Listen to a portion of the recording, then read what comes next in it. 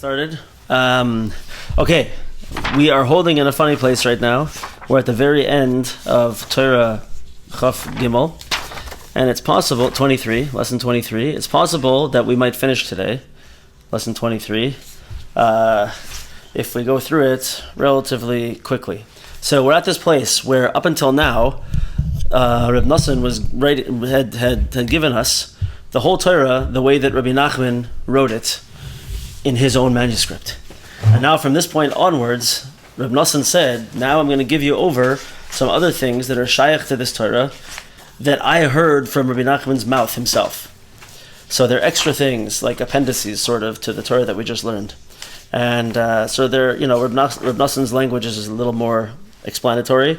And since we've seen the whole Torah already, we can go through it relatively quickly. So hang on to your hats. Keep in mind everything that we learned so far, and we'll see where this takes us.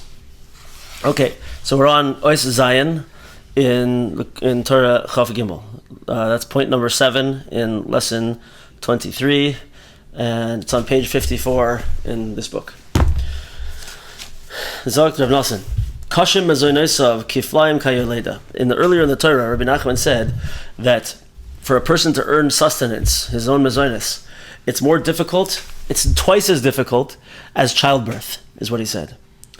Because we said, so a lady who's giving birth, she screams forth 70 screams, which correspond to the 70 words in the Tehillim that we say in the morning after Kriyas Torah, which is Ya'ancha, 70 words there corresponding to the 70 screams that a lady has to go through during childbirth. 70 is screams that it takes to bring something new into the world.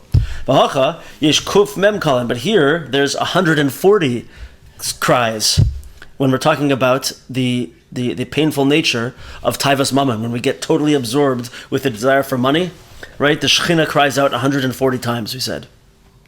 And we said over there that Kalanim Eroshi, Kalanim Izroi, that the Shechina cries out in pain from the head and from the arm, have the head and the hand, and it's one set of kolos for the rosh, one set of kolos for the hand. Because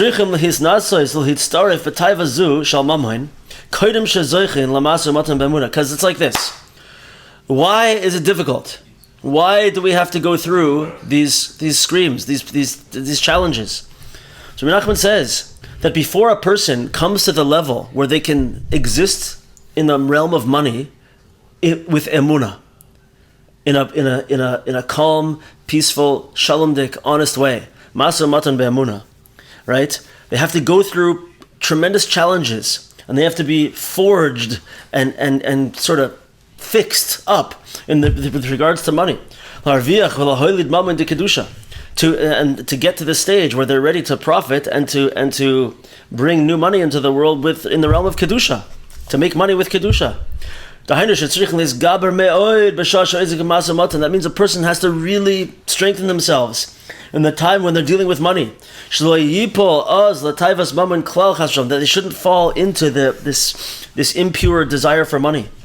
Rak masav Maso matana yiyeh be'emes uve'emuna l'shaber u'levatel kol ha'machshavos v'habebulim v'hatayvos shel mamon shebayim elav.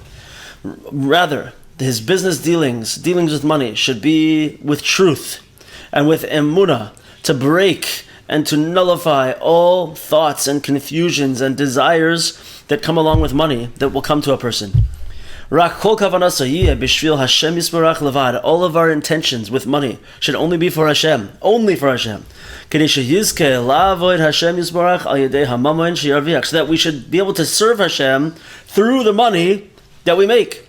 And to give tzedakah, and to strengthen learning of Torah, and those who serve Hashem. And it's for this reason. That's why it's twice as difficult to earn money than it is to give birth. Because a lady who's giving birth, I know, ladies, it sounds ridiculous that I'm standing here telling you that it's twice as hard to make a living as it is to give birth, but I'm just repeating Rebbe Nachman's words over here. A lady has to experience labor pains when she's giving birth. She has to go through. I see it says my internet connection is bad. Okay, hi everyone. Sorry about that. We have this device on our house to filter the internet so that no one can get the schmutz and stuff over the internet. But if I leave it on during the shiur, it's not good. So I have to turn it off during the shiur. Anyway, so we're saying that it's for this reason that earning a living is twice as difficult as childbirth, because a lady has to cry out 70 cries before she gives birth. And here there's 140 cries. That the Shechina cries out.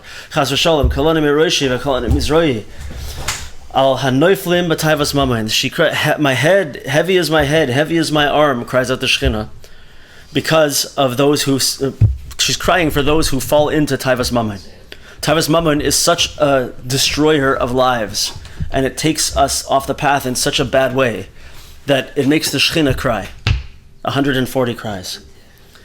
But before a person can bring in money, can profit money,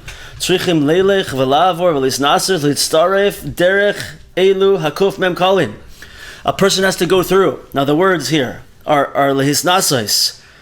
Like it's to sort of undergo tests, and to refine themselves, and to pass through lavor, through these 140 cries, through these difficulties, and to cry out and to daven to Hashem Yisbarach, lavor aleihem b'shalom linatzalhem, to get through these money issues with peace, to get through b'shalom, to get through well. And to be saved from them. That's why we say over here that it's twice as difficult to earn a living than it is to give birth.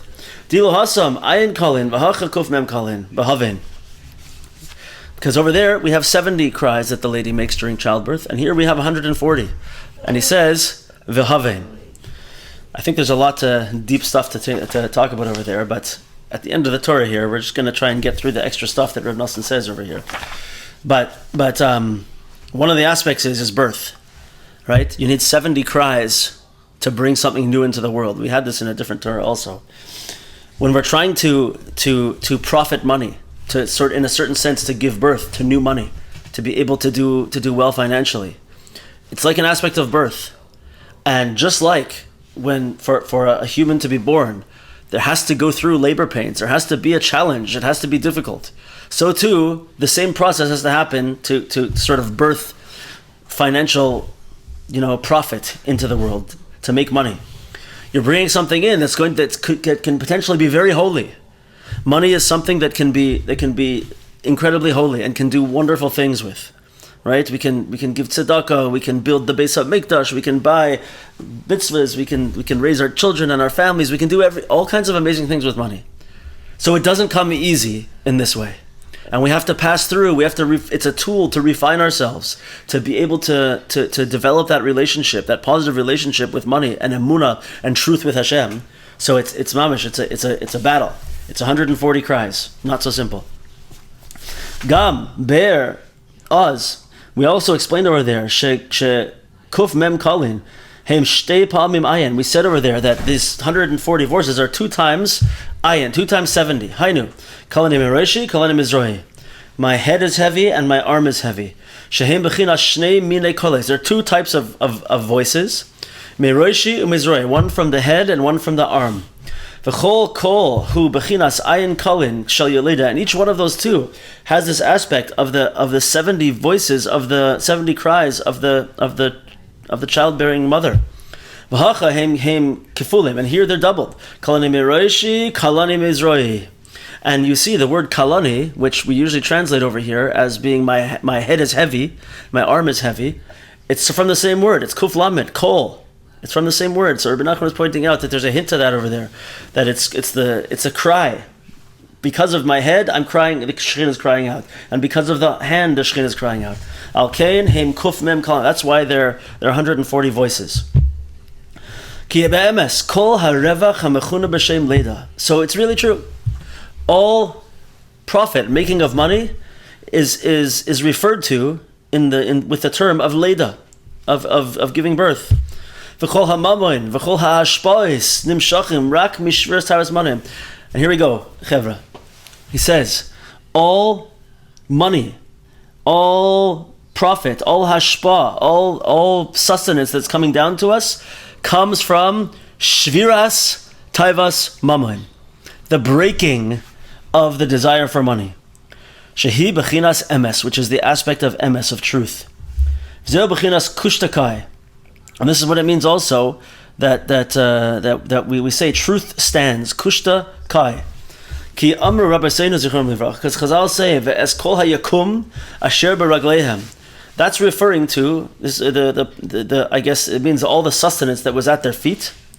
Ze mamoinoi shel adam shehe'emidoi al raglav. It's the money of a person is what stands a person up on their feet and gives them the ability to stand up and do what they need to do. Valkein ikar hamamed haparnasa, the main way that livelihood is made. Hainu mamoda shel adam, which means the money of a person. Shehemido al raglav, that lifts him up on his feet. Hu al yedei emes. It's through truth, through emes. Shu b'chinas shviras taivas mamon, which means breaking the desire for money. So he's linking here two things. The Gemara says kushtakai, truth stands up, and sheker falls over, falsehood falls over, right? And we see the famous hint to this in the word emes and the word sheker, right? You look at the word emes and it has an aleph. The aleph is strong, it has two legs, it stands strong. The mem also, it has a whole flat bottom part that stands very strong, and the taf also has 2 feet to stand strong. Emes stands, truth stands strong. Mashen Kain, the word sheker, you look at the word sheker, what does it have? The shin has 3 things that all come to one point. It teeters on that one point. Kuf, it has one line that comes down, right? It's teetering on that one. And reish also, it's about to fall over, the poor reish. It only has one leg there at the bottom. It's mamish going to fall over. Right? Because what? Because sheker is nothing. Sheker is gonna crumble. It's gonna fall. Right? And there's so much to be said over here. Through truth, a person has mamon, which is something that stands up. It stands a person up on their feet. So let's just read the next part, and then we'll say some awesome stuff about it. Aval shikra loikai. Sheker, falsehood, does not stand. Ki sheker hu avodah zara. Sheker, falsehood, is avodah zara. Why is avodah zara false? Stupid question, I know. Because it's you're saying there's some other power in the world other than Hashem. Everything in the world is from Hashem. The only power in the universe is Hashem. As soon as you turn your face away from Hashem and say, oh, this has power, this stone carving has power, this wooden tree has power, right? Or if you say this money has power over me, it's sheker. You're giving something power that doesn't have power. He sheker hu avodah zara. Taivas mamon is sheker. Desire for money is sheker. Kamesha amar Rabbi Nosson zichron livracha. Like Chazal say, hamachlif b'diburoi keilu oved avodah zara. Someone who goes back on his words, who changes his words, it's as if he was oved avodah zara. This pasuk is connecting falsehood and avodah zara together, and on the one hand, but it's also talking about this aspect, especially in business.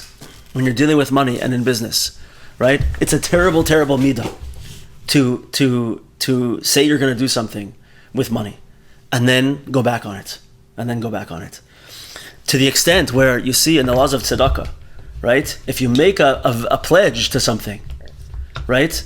It's very, very negative energy brought back on you if you go against that pledge, right? Some of the poskim even say that if you in your mind decide that you're going to give tzedakah to something, and then you don't do it, it's already bringing bad energy on you. You're already doing something you shouldn't be doing, right? But this is brought down in halacha, these things. If you say you're going to give tzedakah, you have to give that tzedakah, right? And going back on it is bringing yourself into the realm of sheker, which sheker together with money is a terrible combination. V'alkein al yedei sheker. It's through sheker, through lies and falsehood. Who avodah zarah, which is avodah zarah. Taivas mo, which is the desire for money. Ein lo shum kiyum u'maymad. A person has no kiyum u'maymad. A person cannot stand up straight and strong.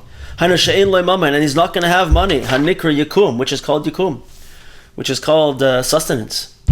V'zehu shikra loikai, and this is that same Gemara that said kushtakai, ms stands up. Says shikra loikai, sheker does not stand. Ki avodah zara shel acher, ki avodah zara el acher istares veloy aved perin. It's so avodah zara is called sheker. It's called other god. It's called this thing that is sterile, that cannot give birth, cannot produce fruits. Kam avoyar sham b'maymar hetev, like we said earlier, very very clearly. So we see, this inyan, that a person who is so drawn into taivas mammon, to the desire for money, is living such a shvacha life, such a difficult life, right? And we see that the importance that a person puts on money and the pull that a person has to money, it's complete sheker. And I know we've heard it before, and it sounds like almost a cliche at this point, but you really see it's the truth. When someone has more money, when they get more money, but they're not doing it in a tikkun way, they get more money, they have an even more powerful desire for money. They want even more things, right? You see that the people who are very involved in money, they have to have certain fancy things, they have to have certain cars, and that car's not good enough. I got to go to the next one, the next level. I have to have the latest watch, and if I don't have that one, I better get the next Rolex. I don't know, whatever the fancy watches are, and it's step after step of being never satisfied. Why is a person never satisfied? Because it's all sheker. It doesn't stand. It doesn't stand firm. It's like it doesn't exist. It's false. So that thing that we think is going to fulfill our desire, it looks amazing. It appears to us as if it's profit. It appears to us as if it's something amazing, right? As if there's a leda in the world, that there's money has been born to me. It's amazing. I'm so happy, right? But then I put it into use to something, and that thing crumbles. I lose interest in it, right? You see, it's mamash a disease. There's certain things, like one thing that I knew of a certain person, a bit of an elderly person, but this lady was very into the shopping channel. Okay, you ever seen the shopping channel before? So it's literally a channel where on TV where they're constantly putting things up for you to look at and buy. And to me, so this person lost like hundreds of thousands of dollars and had hoarding rooms full of stuff. She couldn't stop buying. Just kept buying and buying and buying and buying, right? But what's so bad about it is if a person would just be healthy and would do good things, right? Let's say you have an 8-hour day. Imagine you would do good things. You'd go do some mitzvahs, you'd learn some Torah, you'd sit with your spouse maybe, you'd help your children, you'd do whatever you do, good things. Do some chesed, give some tzedakah, whatever it is, you're doing good things, right? Maybe some hispoidus, right? So you spent 8 hours of your day doing a bunch of different things, good things, and you come home and it's dinner time, good, great day. What if you don't do any of that, and you sit at home watching the shopping channel? So that guy or girl who just had a great day and did all kinds of good things, are they missing anything? Are they lacking anything? Is there anything that they really need? No. They're doing amazing things in the world, right? This other person who's just sitting, staring at the shopping channel all day long, is just being shown one thing after another, and like window shopping, like, oh, I need that. Oh, I need that. Oh, if they weren't watching it, they wouldn't say, oh, I have to have this ring, I have to have these earrings, I have to have this blanket and these pajamas and this computer and like all these things. They would not be sitting there thinking, you know what I really need is I need to buy 10 things today. And this is all the things I need. They don't need them at all. But they see this, and the desire, taivas mammon, goes and goes and goes, and they just buy and buy and buy things that they would never have thought of, that they don't need at all, right? And it's all sheker. And, this person I'm thinking about had like a room full of boxes that hadn't even been opened, right? It's just that desire. It's nothing but taivas mamain, desire for money and purchases. It's unbelievable. Impulse and emotional purchases, 100%. Listen, this person is sick. I'm not, but you see what I'm talking about, though, right? This is mamish a chacham and tam vort, big time over here, right? The tam spends time doing good, important things, simple, good things, learning Torah, working, making money, doing chesed, speaking wonderfully to his wife, taking care of his children, doing good things, right? And he doesn't lack anything. What does the chacham do? He goes out to the world and is wandering through the shuk, literally, trying to figure out his life and figuring out what to do by window shopping through the shuk to see what's out there, right? Instead of sitting down and thinking, what should I do? What do I need? Instead of davening to Hashem, Hisboidus, what should I be doing? What do I need in my life? Asking advice from someone who's very wise. What do I need? What should I be doing? This guy just goes out and is looking and looking and looking. This is the same inyan as taivas mammon. It's falsehood. It's avodah zarah. It's sheker. It doesn't stand. And as soon as you acquire one thing from that world, it's standing on a point at the bottom and it's teetering and it's just going to fall and crumble. Mashen Kain, the person that does good things and spends time in the right way and thinks about things in the right way and talks to Hashem and talks to tzaddikim and figures things out. Everything they do is standing on 2 feet. Everything they do and they accomplish is going to stand. Kushta kai. Truth stands up strong. This is what we're saying over here. And so, if a person says they're going to do something and they say it from such a place of strength, of truth, right? It's going to happen. It's strong and it's staying there. Mashen Kain, what he's saying over here, machlif b'devura kilo eved avodah zarah. Someone who changes their words, who changes their mind, it's as if they're serving avodah zarah. It's this person who says, "Yeah, I'm going to do this. I'm going to do that. Oh yeah. That you want my money? Yeah, I'll give it to you. Why? Because that shows honor. Right? But then when the person actually can't bring himself to do it, to give away that money, it's because it was sheker from the beginning. It's not going to stand. It's going to fall over. It's weak. Kushta kai, v'shikra loy kai. Okay, awesome. Va'al pi haroiv, and for the most part, generally speaking, elu haroiv from b'yosir achal taivas mammon. These people that chase more after the desire for money, hem mesim balei choves. They die debtors, owing money. Balei choves. Umeuma ein biyadam, and they have nothing left at the end. Vafilu im ein mesim balei choves. Even if they don't die in debt, hem b'chayehem balei choves l'tavasam. In their lifetimes, they are balei choves. They owe a debt to their taiva. What are we saying over here? There's 2 types of debt over here. First of all, remember we said that Rebbe Nachman advises us many, many times to never be in debt. Don't borrow money, right? Borrowing money is exactly, in almost every circumstance, is a person saying, I can't be happy with what I have right now. I need something else that shouldn't be coming to me. I don't have the money for it. So I'm going to borrow money. I'm going to bring extra money in, and I'm going to go and buy this purchase, right? That because I can't be happy without it. I can't keep living without it. I have to go into debt. You hear? That's like the ABCs of spirituality of going into debt, right?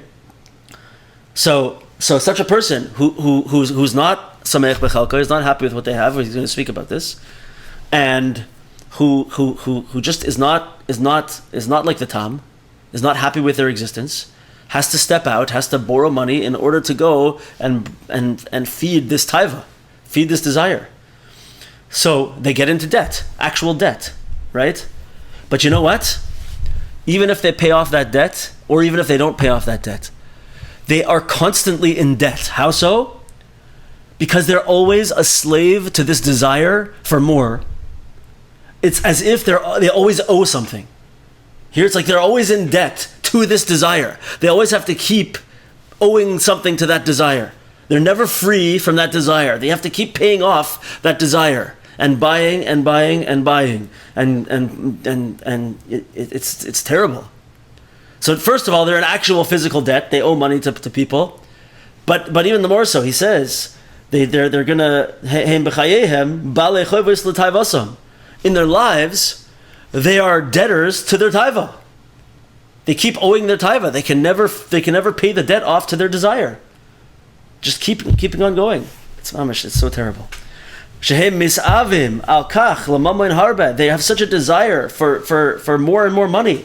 Ajhem ratzim v'yigeim me'oid kol yemehem v'yigius good, until they're running and they're putting in extraneous effort, a ton of effort. The whole days of their lives, they're working and working and working. Umasaknem atzmam b'sakanos gedolos, and they're putting themselves in plenty of danger for money. Mishvil lamalos tavasim, in order to fill this desire for money.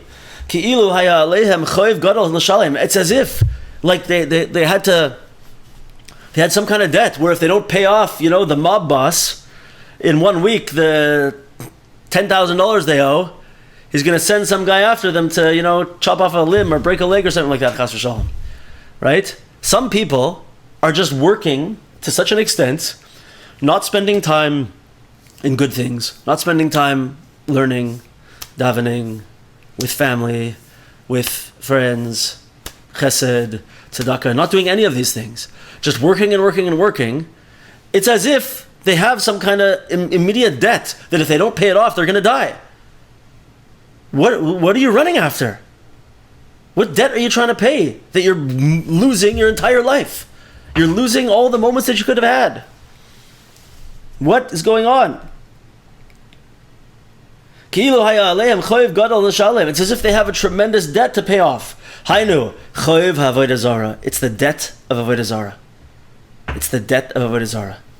With avodah zara in someone's life, the avodah zara of money in someone's life, it's as if they always owe that avodah zara. They always owe this, how do you say avodah zara? Idolatry. They're never going to be able to fulfill this desire. And to pay this debt off. Because we have a statement from the Gemara, a person does not die with even half of their desires in their hands. It comes out that the money that this person has is not even money at all. The person has no pleasure from their money. Because it's this el acher, this other god. It's this idolatry of money. It's infertile, it's sterile, and it cannot produce fruit. It can't make you happy. It's never going to work.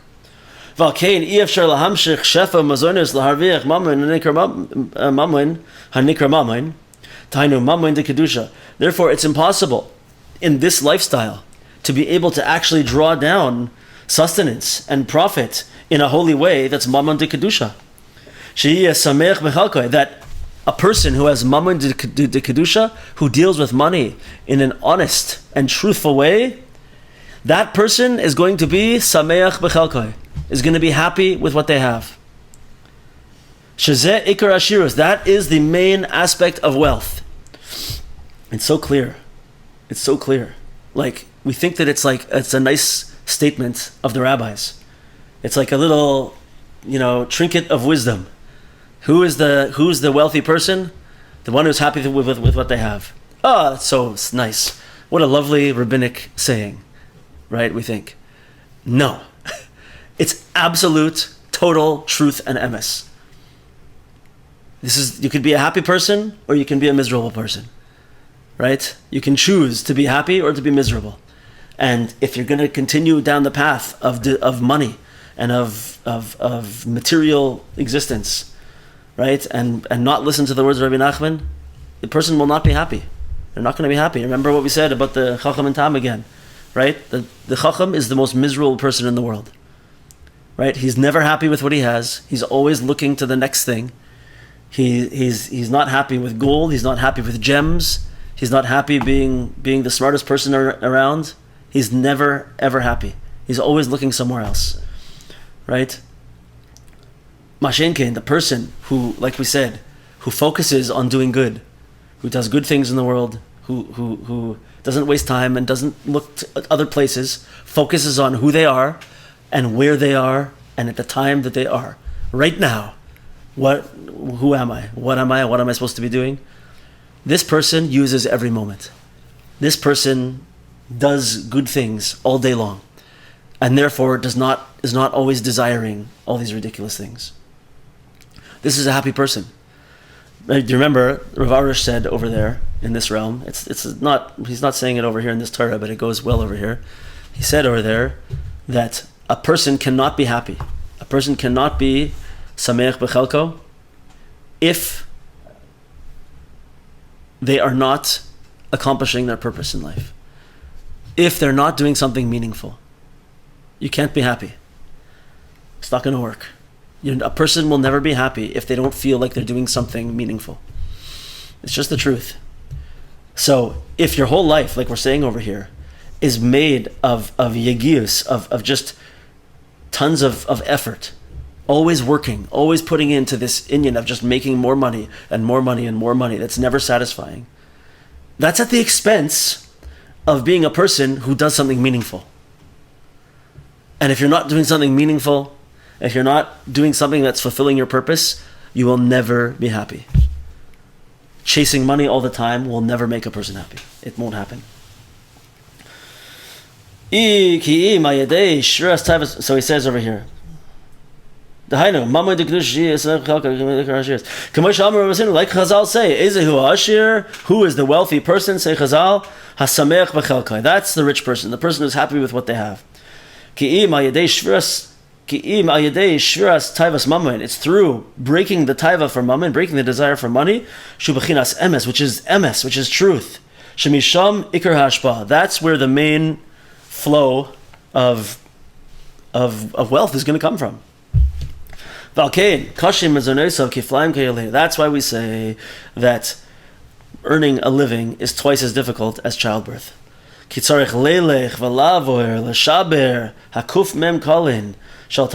to go through and we have to break through and destroy and clean out all these 140 cries of the Shekhinah that relate to Taivas Mammon.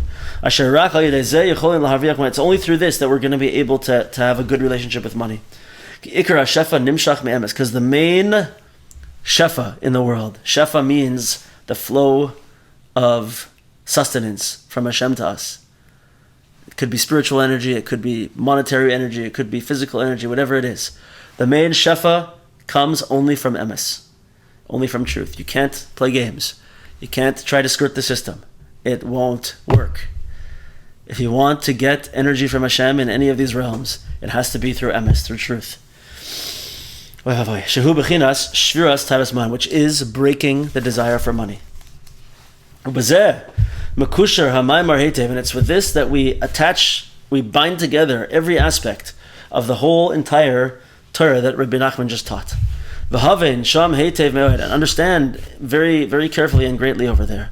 Ki divei Rabbeinu zichrono livracha hem amukim me'od me'od v'yesh behem amkus gadol, because the words of Rebbe Nachman are extremely deep, and they have tremendous depth to them, and we're getting some awesome Torah from it and some fantastic advice. But it's just the first level. Like, there's so much more, right? The next time we learn this, on our second time around, right, in like 2032, whenever it's going to be, right, we'll get the next level of this. Okay, there's a big piece in Hebrew here which is not translated here. We're going to skip that and go to letter Tes now. Shaykh Lois Aleph. This is connected to the first part of this Torah. Sham mavoyer shehamamon hu bechinas panim ayin sham. So we said over there that money, we have the panim de kedusha and the panim de sitra achra, the face, the illuminated face, right? We said that a person at the beginning. We said that a person who has a good relationship with money and who is a person of truth, he's going to have the or panei Hashem, the light of the face of Hashem, right? And the other anp is going to be see what it says here. Soiva smachos es panecha, right? Anpin nahorin, shining faces. But on the other side, there's the face of the Sitra Achra, of the evil side, the Anpin Chashuchin, the dark faces, Mara Shachora, depression, sadness, right? The darkness. That's what we said at the very beginning. So he says, Valkain, Amar Rabbi says, Chazal say, Panei ha'aretz heim ha'ashirim, that the literally the face of the land, countenance of the land, they are the wealthy people. Rashi says over there on this pasuk, V'hara'av haya al kol panei ha'aretz, the hunger was over the whole entire face of the land. Mihem panei ha'aretz, who is the face of the land? Elu ha'ashirim. That's referring to the wealthy people, because the pasuk said panei ha'aretz heim ha'ashirim, that the face of the land is the wealthy people. Mihem panei ha'aretz elu ha'ashirim ki ha'mamoin v'ha'ashirus hu b'chinas panim, because it's for this purpose. Wealth, ashirus, has this connection to the concept of panim, of face. Okay, so now that we see that this concept of face relates to money and wealth, we're going to see that it can go either way. Sham taivas mamoin hu b'chinas choshech. But the desire for money, it's this aspect of darkness. Anpin chashuchin, darkened faces. Ayin sham. V'chein merumas b'zoyar kates sam l'choshech da zuhamas dahava. When it says that in the Zohar HaKadosh that Hashem put an end to the darkness, what's the darkness that the Zohar says it's talking about? What's darkness? Da zuhama de dahava. It's the darkness, the dross, the impurity of gold. The darkness that the desire for gold can give to a person. So we can have illuminated faces if we have a positive relationship with money and it's based on emunah and truth and emes. Or we can have darkened faces. We can be sad and downtrodden if our relationship with money is sheker, falsehood, and taiva, and desire. Shayach lois gimel. Now going on the third letter over there. Ve'igarish mepanecha oyev v'yomer hashmed. So the pasuk said, he shall drive the enemy from your face, from your countenance, and proclaim, destroy. So we said over there, Ki chol Yisrael nikroim tzadikim al shem habris. So you remember that connected to the desire for money is also the taivas niyuf, meaning the desire for illicit relations. Right? These two things go hand in hand. And they seem to be the most common cause for the downfall of famous people. Money and illicit relations, always, right? So these two things go hand in hand. So over there we brought a quote that said, I think from the Zohar HaKadosh, Kol Yisrael nekram tzadikim al shem habris. All of Yisrael are called tzadikim. Why? Because of the bris milah. V'alkein yuchal kol echad hu shomer habris yoser mechaveiroi. Okay, so first of all, does he say it here? Happens to be that there's a machlokes in the Zohar HaKadosh itself. Not a machlokes. It speaks about this in two ways. One opinion holds that when a Jewish boy is born and he gets his bris, he's right away called a tzaddik. He gets the official stamp of tzaddik, right? And that's it. And the other opinion is, no, you have to go through the trials of not giving in to illicit behavior in order to have that title of tzaddik.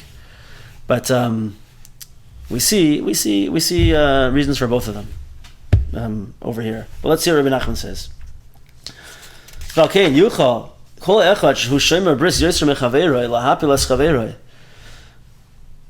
A person who has a higher level of purity in the realm of bris can have an advantage over his enemy or over someone else. Because compared to his friend, he's tzaddik.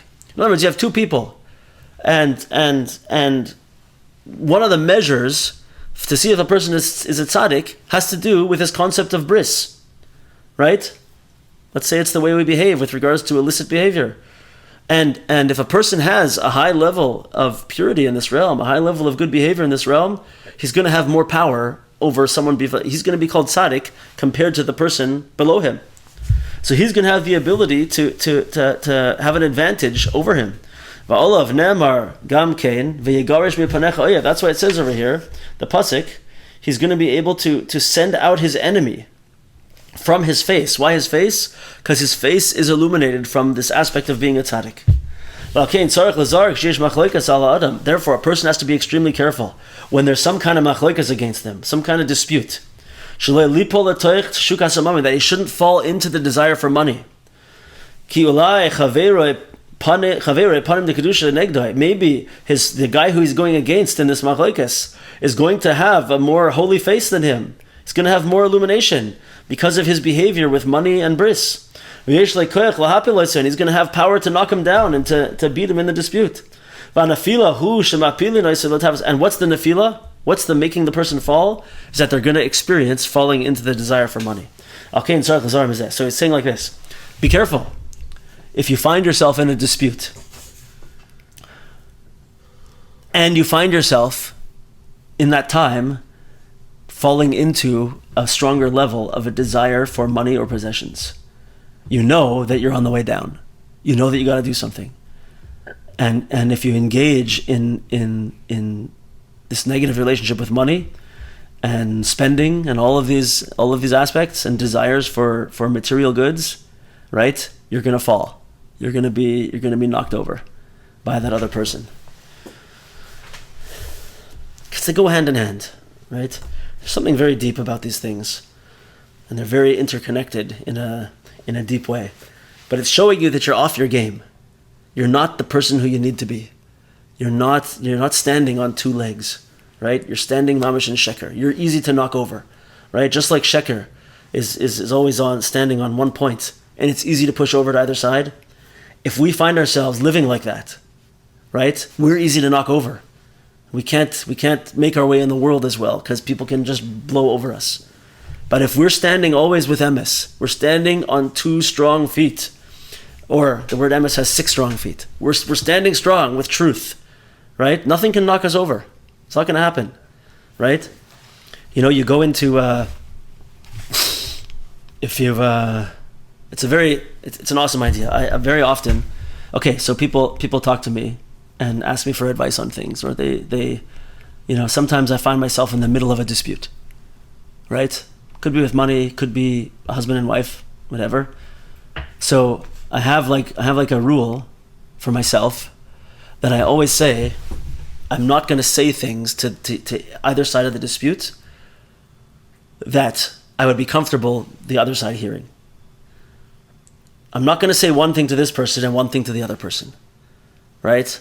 I'm not going to play with the truth in that way. Because if I'm playing with the truth, I'm standing on shaky ground and I can be knocked over. I can't help. I'll have no respect. I'll have no strength to be able to help on either side, right? But if you're a person who's standing on truth, then I'm open. Let's talk. I'm very happy to tell you exactly what I said. Why? Because I'm standing with truth. I have strength. Right? You hear what I'm saying? As soon as we start venturing into the realm of falsehood and saying things that I said one thing over here, but I don't want anyone else to hear it. Right? I'm already on shaky ground. I could be knocked over. I don't have confidence. It feels tremendously good to be a person of truth and to be able to stand up and not worry about what I did or what I said. You hear? The people who are involved, like we said before, anyone who's involved in niyuf means illicit relations or money. Yeah, authenticity and consistency, very powerful, very good, very good. But someone who's involved in these two things, it always goes together with sheker, right? If you're messing around with money, you got to cover your tracks. You gotta figure out like how I'm gonna switch it to this account and this account and this account, and so nobody's gonna know, right? But there's always a trail behind you, and there's always something that can come and bite you in the tuchus when you least expect it, right? You don't have confidence, you don't have strength. So too with illicit relations, adultery. Can you imagine someone who's messing around on their spouse, right? Everything's hidden, everything's a secret, and like I saw this thing before, someone showed me, and it's a common thing now. I think I told you this before, that like a couple, like each side of the couple doesn't want that the other one should get a hold of their phone when it's unlocked. because then they can look through their phone and see everything that they've been doing. Right? Can you imagine being in a relationship where you have to worry that if my spouse opens my phone, they're going to find something? That's how terrible must that feel? It feels good. I'm telling you just my personal experience. It feels good that I can hand my phone to my wife and say, "Oh, here, can you look on my WhatsApp and find this message from someone for me?" And I have no fear. I'm not worried about anything because I'm not hiding anything on there. How good that feels in a relationship to be in that position and to have that relationship. It's powerful and it's strong. It stands on 2 feet very powerfully. It's truth, right? But if chas v'shalom somebody is playing around, who knows what message is going to come in? Even if you try to delete everything, who knows what's going to come through? Who knows what's going to, right? It's uncomfortable. You could fall over. You could be pushed over at any minute. And it leads to other lies and more lies and more lies. It's all falsehood. It's all sheker in this realm. You with me, guys? Yeah? Okay. Okay, so now we'll say, where are we? Valkain. Yeah. Valkain. Sorry, Sham. Ki chol Yisrael nikroim tzadikim al shem habris. All Yisrael is called tzadikim because of their bris. Shemati oz mipiv. Says Reb Nosson, I heard from Rebbe Nachman's mouth. Hakadosh b'perish. I heard from his holy mouth explicitly. She'amar shekol Yisrael al yedei shehem nimolim. Every Jew, through this that they've had their bris, they've been circumcised. Al kain kulam nikroim tzadikim. Rebbe Nachman himself said, you know what? That one mitzvah gives a Jew the stamp of a tzaddik, right?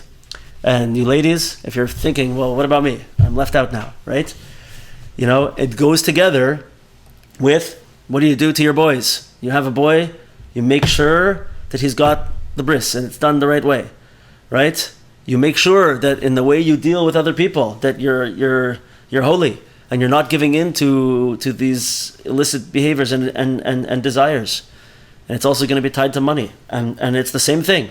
It's the same type of shmirah. It applies to ladies as well in this way. Yud Aleph, Shayach La'ois Dalet. Now connected to Dalet of this Torah. We said, V'zeh b'chinas mezuzah. There's some cool stuff here. V'zehu v'haya shakai b'tzarecha v'chesef. Yeah, and this is what the pasuk says. And it will be that Shakai, the name of Hashem, Shakai, the Almighty, will be your treasure. Shakai b'tzarecha v'chesef, and money will fly to you. So tzarecha means your narrow places, means your doorway. So the mezuzah, that you have the name Shakai. That's the name that's on the mezuzah, right? On your tzir, your doorway. Ki Shakai hu b'chinas bris. The name of Hashem, Shakai, is connected to the bris. How do we see? Because the pasuk says Ani kel Shakai pre urve. I am this name of kel Shakai. Be fruitful and multiply. It's directly connected to this concept. But he says, "V'zeh b'chinas Shakai." What does it mean? The name Shakai. It means she, space, die. Right? Die means enough. Sha'amar lo die. That when Hashem was creating the world, there was a time when it had to stop the creation and the expansion. He said to his universe, "Die, enough." That's the power of this name, is to stop and withhold. Right? Is to withhold. You hear? To stop and withhold. You see how it's connected over here. That means a person is happy with what they have. They're able to say, die, enough. I'm good. It's enough with what I have. I don't have too much more desire. This name of Shakai is the name of the of breaking Taivas Mammon, breaking the desire for money. Through also Shmiras Abris. This name, which is now connected to the concept of bris, right? Relations, and it's connected through the mezuzah to the concept of desire for money, right? Why is it that it's this name? You walk through your doorway and you have the mezuzah, which we know is connected to these two things. Why is it the name Shin Daled Yud? It's because it's the essence of these two things. I have to be able to say, when it comes to sexual behavior, die. Enough. I'm holding back. I'm not getting involved in this. I have to be able to say, when it comes to money and material desires, enough. Die. I have enough already. I don't need any more. I'm sameach b'chalka. I'm happy with what Hashem gave me. I don't need to go out and bring in more and more and more and more. Die. Enough. I always wonder if like non-Jewish people see Israeli mothers in the park and they like think they're terrible people because they're yelling at their kids, die! Die! Right? Doesn't translate well in English. Okay. Anyway. Yud Beis. Gam shayach lo izdal. Also shayach to the inyan of mezuzah. So we said over there that the mezuzah is a powerful force and a tool to get rid of the desire for money. That's why we said write it on your mezuzahs. Okay, so we said that the 10 Commandments are directly aligned and correspond with, the Talmud Yerushalmi says, with the different parts of the Shema, and it shows how they equate. And this one of the 10 Commandments, which is lo sachmoid, do not covet, do not desire, is the one that corresponds to mezuzah. Why? Totally amazing. You see, because the mezuzah has the power to rid us of this desire that I need what that person has. Right? I'm not happy with what I have. I need what that person has. This is the power of mezuzah.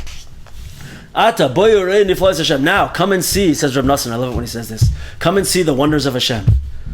Something amazing we're going to see. Because it says in the Gemara, in the Yerushalmi Talmud Jerusalem, in the Maseches Peah, Artaban shalach l'Rabbi chad margalis tava.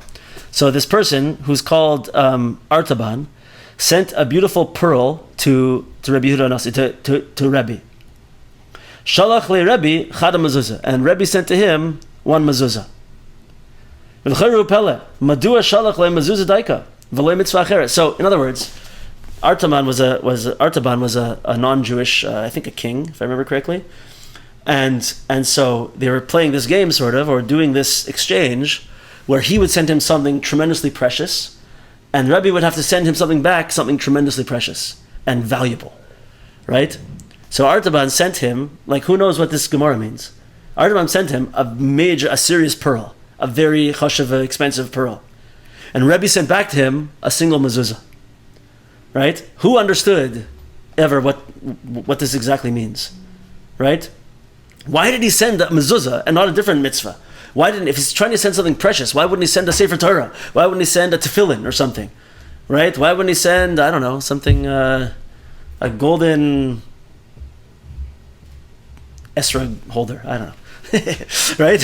Why wouldn't he send something really valuable? Right? But he sent a little piece of paper. Right? What's the idea? But according to now what Rebbe Nachman revealed to us through this whole Torah, Zichron Livracha, in this Torah, now it makes perfect sense. Now we understand. Because it's the mezuzah that destroys and nullifies the desire for money. That's why he sent him the mezuzah. He sent him a beautiful pearl. He sent him wealth and money. Because this was worth a lot of money. And he wanted to say, this is the main importance. This is what's chashuv. This is what's important. I'm sending you something that's the most important thing in the world. That's why Rebbe sent him specifically against this thing, a mezuzah. Because the mezuzah says, no, you got it all wrong. This is not what it's all about.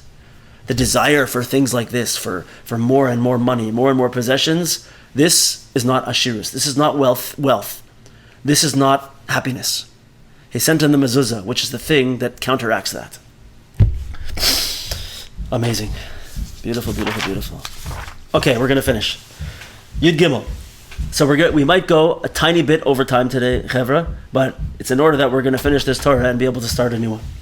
Milcha Kisaria. So we asked the question, one of the things that the wise men of Athens asked Rabbi Shua ben Chananya was, if you have salt that's spoiling, How do you preserve it? Because remember, salt is this thing that preserves other things. So if the salt itself is spoiling, how do you preserve it? And the word that it uses is milcha ki sarya, when it spoils, sarya. This is referring to a person, we said, who falls into the stench of greed, the stinkiness of taivas mammon. Alkein afkuhu beloshen kisarya. That's why the Gemara uses this term kisarya. The word sarya, samech, reish, yud, aleph. Shuloshan hane'emar ba'akum kamoy sha'at. This is the word that it says, speaking about idolatry in the Torah itself. Right? Saru maher. They went off. Saru means to go off. Like here, it means to go off, to spoil. Saru min haderech means they went off the way. They went off the path. They went off of Hashem's way. And they, what did they become? Ki hamashuka b'mammon. Because someone who becomes so sunken down into the greed of money, oived kol ha'akum. He's going to go quickly from this existence of having terrible greed. He's going to now worship all idolatry. Valkein al kol matbeya chakuka ha'avodah zara shel akum. That's why it used to be, I don't know if it's still like this, that on coins they used to have the avodah zara of whatever that nation was stamped onto the coin itself, like pictures of their avodah zara. So we'll say now, al pi hadvarim ha'eleh, through according to these things that we've said over here, yavin hamaskil, someone who is of understanding and intelligence will understand. Lafaresh kula sugya de hazahav koina es akesef es eno koina hanachoishes koina. So there's a whole entire Gemara that talks about different types of precious metals and how to acquire them and whatnot. And Reb Nosson is telling us now that if you learn this Torah of Rebbe Nachman and you understand it in a deep way, you're going to be able to go and learn that Gemara now and see something that you never would have seen before. V'aklal mashu matbeya v'yoytze chashuv mahis. The main principle that comes out over there is that which is a coin and is current is considered money. That's the most important thing. Al Shem Kolosi. We're going to be able to see that according to our entire sugya over here. V'sugya I maos nikne b'chalipin. Another sugya in the Gemara. If you can acquire coins through a type of acquisition called chalipin, v'sugya dechol hanais adamim ba'acher, and the sugya in the Gemara of something kol hanais adamim, something that is treated as money, ba'acher, and something else. These are all different chapters in the Gemara that discuss a deep inyan about halachas to do with money. Hakol yevoyer lamaskil al pi haTorah zois im oid ketzas hakdamos. All of those sugyas in the Gemara now could be understood in a super deep way, not just in the regular halachic way, but in a very, very deep way. And we are not going to do that right now. That would take us another very, very, very long time. But I heard, I saw a story brought down from Rebbe Nachman about, like a story about Rebbe Nachman, not one of his written stories, having to do with this concept of money. And it's a pretty strong story, and it teaches us something good, so I'm going to tell it over. It's a quick story. So Rebbe Nachman had a student who was a very precious student to him, and I believe the name of the student was Reb Chaikel. And Reb Chaikel knew that in the town that there was this one person who became very poor, and he mamash didn't have money. Like he couldn't feed his family. They didn't have proper clothing. They were in really bad shape. And so Reb Chaikel, who was close to Rebbe Nachman, said to Rebbe Nachman, Rebbe, we have this person in the town who's very, very poor. Please, maybe you'll give him a bracha, and he'll get money. And so Rebbe Nachman said no, and he kind of blew him off. Seems weird, right? Yeah. So anyway, one time, Reb Chaikel was with Rebbe Nachman. They were traveling in a wagon together, and they had to go somewhere. And so Reb Chaikel had this idea. He's like, you know what I'm going to do? I'm going to stop by this person's house, and I'll go in with Rebbe Nachman, and this Yid will have to we come in, I bring the Rebbe into the house, he's going to have to bring out some food, and he'll give Rebbe Nachman something to eat or something to drink, and then Rebbe Nachman will be forced to give him a bracha, and the bracha of Rebbe Nachman will then allow him to have some parnasa. Right? So they went along in the wagon, and as they passed the house, Rebbe Nachman was busy doing Rebbe things, and they stopped. He stopped the wagon, and he said to Rebbe Nachman, "Okay, just come in here. We need to stop in here for a minute." He didn't tell him why. So they go in, and Reb Chaikel goes to this poor Jew and says, "The Rebbe's here. Bring something out for him to eat, and he'll bench you. He'll give you a bracha." And the guy's like, "I don't have anything. I have nothing to give him." So he's like, "Do whatever you have to do. Go borrow some food. Do something. Give him something, so he'll give you a bracha." So he goes and finds something, puts it out, and they eat a little bit. And then Reb Chaikel says to Rebbe Nachman, "Oh, now he fed you. Now you have to give him a bracha. You have to bless him, that he should have wealth. He should do well." And Rebbe Nachman says, "No." He said, "You can bless him. You bless him." And Reb Chaikel says, "What are you talking about me? I'm not going to give him a bracha in front of the Rebbe. It's not right." And he said, "No. I want you to bless him." So this Reb Chaikel, he spills some water on the floor and takes a broom. Apparently this was a thing, and swishes to the right and to the left and to the front and to the back, and says it should be Shefa in the north and Shefa in the south and Shefa in the east and Shefa in the west. He gives them this blessing that you should have wealth coming from all directions. And as he was doing that, he started to send the broom towards Rebbe Nachman. And Rebbe Nachman pulled his coat away and stepped aside, like saying, "Don't give me your bracha. Don't give me that blessing." Okay? So it happens to be a year or two later, a couple years later, he's sitting in the house with Reb Chaikel, and this Jew, the bracha became powerful, and this Jew became very wealthy, and he was making a lot of money, but he was working nonstop. He stopped being an observant Jew. He was just making money all the time, just doing everything to make money. But he had a lot of money. And one time he was walking. This Jew was going by Rebbe Nachman's house, and he was going to try to escape. He didn't want to see Rebbe Nachman because he was embarrassed, and so he tried to run quickly away. But Rebbe Nachman knew he was there, and he knocked on the window as if to get him to come in. And he came in, and Rebbe Nachman said to him, "When was the last time you looked up to the sky?" And the person was like, "I have no idea. I don't even remember the last time I looked up to the sky."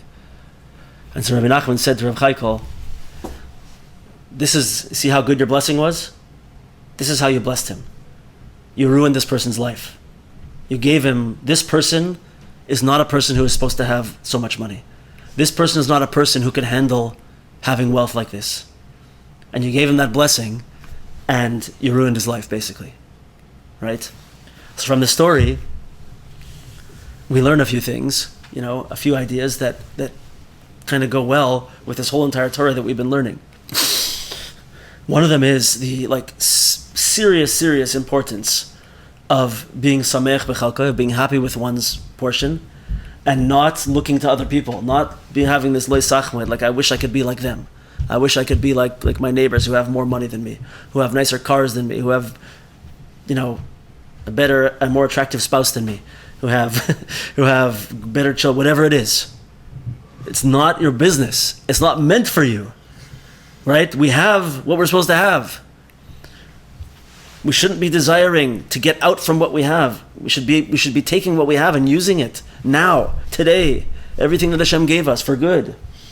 And when we start looking and trying to get out from where we are, we find ourselves in these situations. We also see that the tremendous importance of knowing wise people, tzaddikim, talmidei chachamim, who can have a sense of a person, where they should be, where they shouldn't be, who can look from a higher perspective, what this person needs, what this person doesn't need, right? And not just pile things on when they're not supposed to be there. We see how money, when it's not used in the right way, when it's not approached in the right way, it can mamish do way, way, way more harm than good. It can destroy a person. It can tear a person down. So, this whole Torah has taught us the importance of getting to a place of personal truth and authenticity, of making sure to always think about, on a deep level, our purpose in the world, our avodas Hashem, always to speak to Hashem, always to speak to tzaddikim for advice, always to learn, always to be conscious of our relationship with money and how it connects to other aspects of ourselves, how it connects to our relationships with the opposite sex, how it connects to our physical desires, right? We should remember that we said by the mezuzah. I don't know if you remember the pasuk that we said by Zvulun. Remember, the tribe of Zvulun was the one tribe that in the brachas it said Smach Zvulun b'tzeisecha, that Zvulun will be happy when they go out, and they were the ones that make the money for and sustain the tribe of Yisachar who learns, right? They were the epitome of having a good relationship with money and doing holy things with money, right? Smach Zvulun, they're happy. Smach Simcha Zvulun b'tzeisecha. One of the things about tzeisecha is to do with the doorway to your house. When you leave your house, tzeisecha, when you're going out, remember that what the mezuzah is there for. It's to tell you the name Shakai. Die. It's enough with what Hashem gives me. I don't need to go looking for what other people have. I don't need to kill myself trying to make money. I have to do good in the world. I have to accomplish my mission. I have to do mitzvahs. I have to do important things, right? Every time I leave the house, remember, I'm kissing my mezuzah. I'm clocking in to my job and my mission in the world, right? Smach Zvulun b'tzeisecha. If every time I leave my house, I think I have this in mind, right? I have the name Shakai in mind. It's enough with what Hashem gives me. And I remember that I'm on a mission. I have a job to do in the world. And my job is not only to focus on money my whole life, right? I have a chance at being a person who can have masa matan be'emunah. I have a chance that I can be someone who's able to be a person of truth and holiness with money, to do good things with money, to be happy with the money that I have, and always be working to do good things and accomplish my mission in the world, to contribute, to bring light into the world, to bring the or hapanim of the Ribono Shel Olam into the world. I want to be a force of light in the world, not a force of darkness. And with all these things that Rabbeinu gave us to have in mind here, we should be, in Mirz Hashem, well on our way. The next Torah, Chav Dalet, is going to be a continuation of the conversations of the Sabei de Beatuna, the wise men of Athens, and Rabbi Yeshua ben Chananya, and we'll continue on it. Let's just hear the first line so we know where we're coming up to. Amruleh, they said to him, Emtsa'usa da'al mahecha, where is the center of the universe? Zakfa let's ba'aseh, he pointed up with his finger, Amar lahu, and said to them, Hacha, here. Amruleh, they said to him, Mi Yemar, they said to him, who says so? Amar, Aisu, Ashlu, Umoishchu, bring a measuring rope and measure it. That's what he said to them. That's the beginning of this Torah. That's where we'll start next time around.